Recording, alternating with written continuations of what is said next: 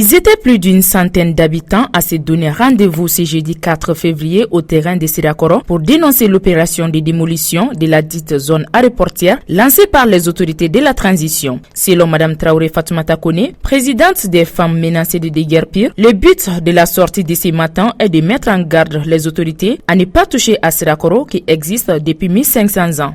Pour Abdul Salam Togoula, membre de la plateforme des habitants de la dite zone aéroportière, cette démolition ne fera qu'aggraver les problèmes auxquels les populations sont confrontées.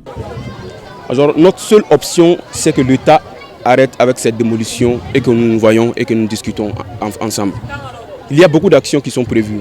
Si l'État insiste sur ce projet de démolition, nous pensons que ça va engendrer beaucoup de choses que personne ne souhaite aujourd'hui au Mali. Vous avez vu, les femmes ont parlé avec colère. Vous avez vu, les enfants sont là. Tout le monde est inquiet. Qui peut dormir dans sa maison pendant qu'on te dit que dans quelques jours, ta maison sera démolie et tu ne sais pas où aller? Donc nous pensons que ça a sémé une inquiétude aujourd'hui chez la population. Et nous envisageons beaucoup d'actions, telles qu'aujourd'hui nous sommes en train d'alerter. Si l'État a pu comprendre à travers ces alertes que ce n'est pas un bon projet, tant mieux. Les populations qui sont installées à Sirakoro ont toutes des documents administratifs au dire du maire de Kidal. Je suis là parce qu'il y a une grande mobilisation de toute la société, de toute la population de Sirakoro qui est là contre les démolitions de la dite zone aéroportière qui ne dit pas son nom. Parce qu'on ne comprend pas pourquoi on parle de zone aéroportière maintenant. Alors que tous les populations qui sont là se sont installées avec les documents administratifs. Et les responsables qui ont délivré ces documents administratifs ne sont jamais inquiétés. Et on vient démolir les maisons des pauvres populations. C'est ce qui explique notre présence ici. La population, je les invite à suivre la légalité, à rester calme, à suivre leurs leaders. Le gouvernement, je l'invite à voir la réalité des choses. Aujourd'hui, déguerpir toutes ces populations, vraiment, je pense que c'est quelque chose d'inimaginable en réalité. Je pense qu'il faut trouver la solution au problème.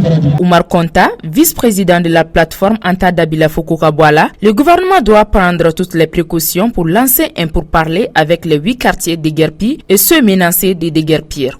La transition est là pour gérer les affaires que les politiques n'ont pas pu gérer. Mais la transition n'est pas là pour détruire ce que les politiques ont installé. Je dis aujourd'hui à Bamako, au Mali précisément, on dit aujourd'hui que les maisons sociaux, c'est quoi? Si on dit maisons sociaux, c'est pour donner des logements aux pauvres.